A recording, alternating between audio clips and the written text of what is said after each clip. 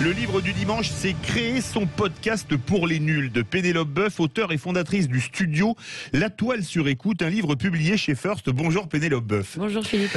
Tout d'abord, vous êtes venu au podcast un peu par hasard, à 35 ans. Comment les choses se sont-elles faites ? En effet, complètement par hasard, pendant 10 ans, j'ai travaillé en marketing, communication, événementiel, brand content. Et à l'aube de mes 35 ans, je me suis dit, il s'agirait de se lever le matin en étant animé. Et on m'a toujours dit, Pénélope, t'as une voix, t'es business, t'adores raconter des histoires. Pourquoi est-ce que tu lances pas ton studio de podcast et t'accompagnes les marques dans la création de leur podcast ? Et je me suis dit, allez, banco. Et donc, j'ai créé à 35 ans mon studio de narration audio, La Toile sur écoute. J'ai commencé à créer mes premières chaînes de podcast. J'en ai créé à la sortie 10, 11. Et j'ai signé des marques, j'ai créé leur podcast et je sors ce livre. Ah bah fabuleux. Qu'est-ce qu'un podcast tout d'abord ? Alors, un podcast, assez succinctement, c'est un fichier audio. On précise du contenu parlé qui est diffusé sur Internet auquel on peut s'abonner. D'accord, donc tout simplement c'est ça. Quand est-ce que sont nés les podcasts ? Alors ça date, hein. Franchement, on peut dire dans les années 90 parce que ça date aux États-Unis, etc. Mais on va dire plutôt en France, 2002, Arte notamment a lancé vraiment les podcasts. Et en 2004, c'est là qu'est né le nom podcast, qui est une contraction de iPod et de broadcast. Vous avez le même problème que nous. Il y a des moustiques qui tournent. Pour ça que parfois, pour ceux qui nous voient en vidéo, on fait des gestes. On ne sait pas ce qui se passe. Il y a des moustiques dans le studio aujourd'hui. Vous posez la question. Qu'est-ce qu'un bon podcast de manière culinaire avec des métaphores chocolatées ? Expliquez-nous. Oui, en fait, je pose la question de qu'est-ce qu'un bon podcast ? Parce que tout le monde pose la question de savoir ce qu'est un bon podcast. Et moi, je dis qu'il n'y a pas de bon ou de mauvais podcast. De la même façon que quand on dit c'est quoi ton dessert au chocolat préféré, il y en a qui vont dire le mi-cuit, le fondant, le moelleux, j'aime pas le chocolat. Donc, il y en a qui diront tous. Et alors, ils ont tous les types de chocolat. Donc, il n'y a pas de bon ou de mauvais podcast. En revanche, c'est très important de choisir un bon angle, un bon format, un format dans lequel on se sent à l'aise. Et donc, et surtout, une qualité de son qui soit propre. Alors justement, pour faire des podcasts, il faut de la qualité de son, il faut du matériel. Alors, quel matériel et comment le choisir ? Comment bien le choisir et combien ça coûte ? Alors, honnêtement, je ne peux pas vous faire la liste là, de tout le matériel comme ça. En revanche, moi, ce que je recommande, c'est, si on a la possibilité de le faire, c'est d'aller dans des boutiques qui vendent du matériel audio et de dire, voilà, moi, je viens pour enregistrer tel ou tel format. Donc, une interview, une fiction, un documentaire, une enquête, une chronique. On est 1, 2, 3 ou 4 au micro. On veut enregistrer en intérieur, en extérieur. Enfin, voilà, donner tout ça à nos vendeurs et ils vont nous orienter beaucoup plus facilement que si on achète sur Internet où il va nous manquer des câbles, etc. Peut-on y arriver, et là c'est la seule fois où je vais parler de moi, si on est nul en informatique et en nouvelles technologies ? On peut, Philippe, je vous rassure. Ah, moi-même, j'étais... C'est pour ça, créer son podcast pour les nuls, c'est la deuxième partie qui me concerne. Merci. Mais oui, non mais moi-même, je suis pas très bonne en informatique. Honnêtement, c'est beaucoup plus simple de monter, déjà de créer un podcast. Créer un podcast, ça veut dire quoi ? Ça veut dire s'enregistrer, diffuser son podcast, donc il faut trouver un hébergeur, etc. Mais ça, c'est assez simple. Et ensuite, il faut quand même, avant, l'avoir monté, le podcast.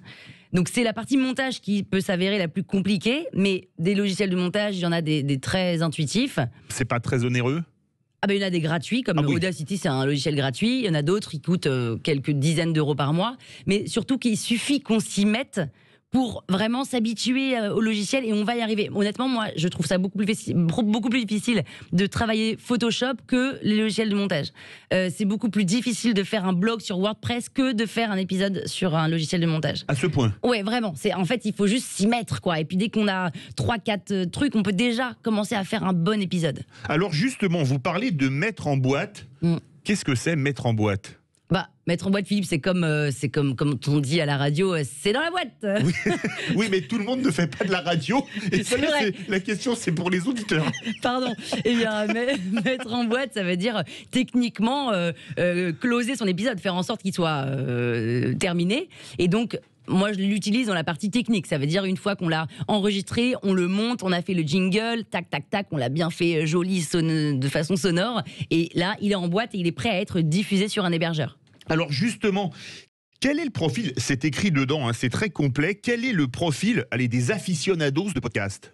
Des aficionados de podcast. Alors déjà, il faut savoir que 80% des auditeurs de podcast écoutent du format en format interview, du podcast en format interview. D'accord. C'est-à-dire comme vous ce matin sur Sud Radio. Exactement. Donc ce podcast va faire un gros carton, il faut le savoir. Ils ont entre 25 et 44 ans. Oui. CSP+. Oui. Voilà. D'accord. 25-44 ans, c'est ce qu'on appelle c'est un anglicisme, des digital natives, des gens qui sont nés à l'époque du numérique, c'est ça? Oui, c'est des gens qui sont nés à l'époque du numérique. Après, on pourrait penser que c'est ceux qui sont nés avec YouTube, mais non. Ceux avec YouTube, ils sont pas encore. Ils sont un peu plus jeunes et ils sont en train de s'y mettre. Et d'ailleurs, c'est intéressant parce qu'il y a quand même des gens qui écoutent des podcasts sur YouTube.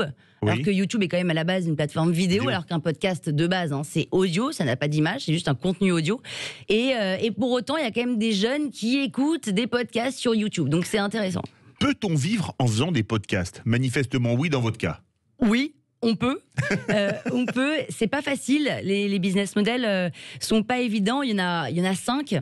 Le premier, c'est la publicité sur ses propres podcasts, en audio ads, donc en publicité classique, ou alors en recommandation par le podcasteur. Et c'est-à-dire là, faut trouver des boîtes qui vous sponsorisent, c'est ça? Comment ça se passe? Oui. Voilà. Et après, vous faites vous-même la pub en disant cet épisode est sponsorisé par blablabla. Ensuite, vous pouvez créer un podcast pour une marque, en marque blanche. Ça, c'est le business model qui rapporte le plus. Ensuite, vous pouvez vendre à des plateformes d'écoute comme Spotify, Deezer, Sibel, Magellan, des programmes audio. Et donc là, en exclusivité, vous leur vendez des programmes.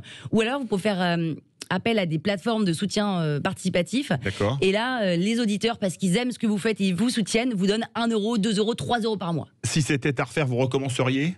De quoi? De faire des podcasts. Ah mais je continue, bien sûr, allons-y, faisons-en plein. Eh bien écoutez, si vous voulez avoir une vocation, créer son podcast pour les nuls, le livre de Pénélope Boeuf, c'est publié chez First, et on apprend plein de choses, et même si on est totalement nul en informatique, on peut y arriver, ça c'est comme déjà la bonne nouvelle de ce livre. Merci beaucoup Pénélope.